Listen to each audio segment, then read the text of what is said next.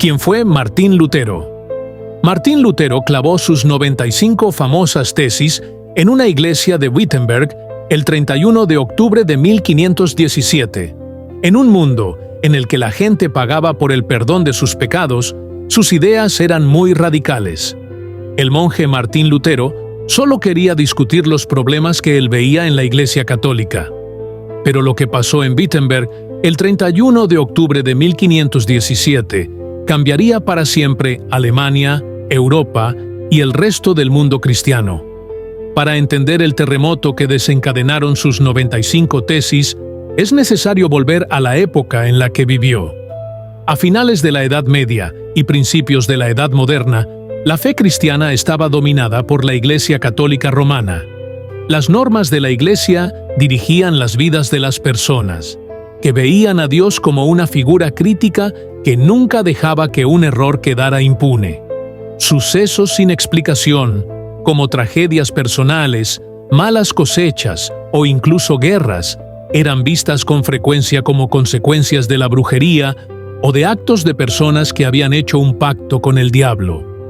Cuando se sospechaba que alguien había entrado en algún acuerdo de este tipo, por lo general era quemado en la hoguera. Martín Lutero nació en el seno de una familia minera en 1483. En 1501 comenzó sus estudios en la Universidad de Erfurt. 4 años más tarde, completó su maestría y empezó a estudiar Derecho. Entonces algo cambió la vida de Lutero.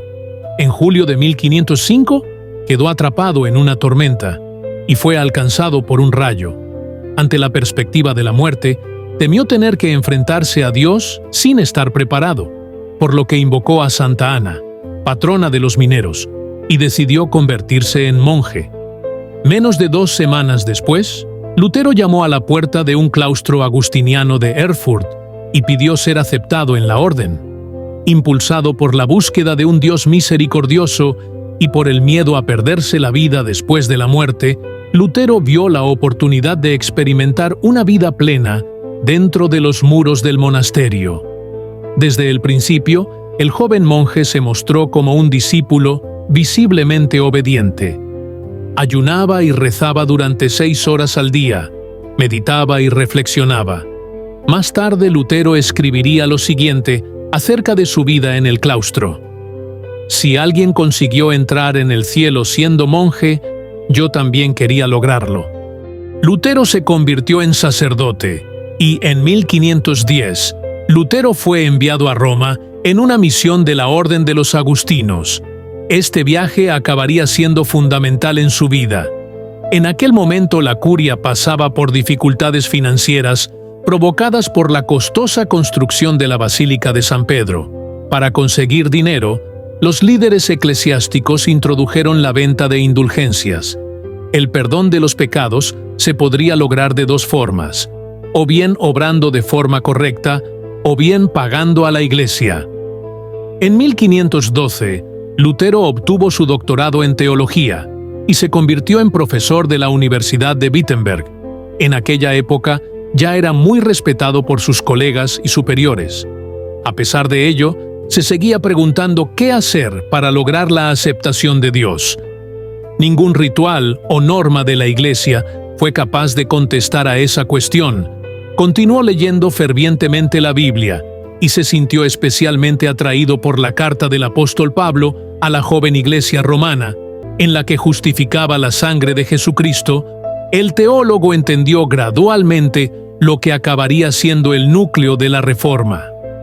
Dios no es solo un juez justo, sino también un Padre que ama a las personas que Él mismo creó y que envió a su Hijo a vencer al pecado, que los separa a los hombres de Dios.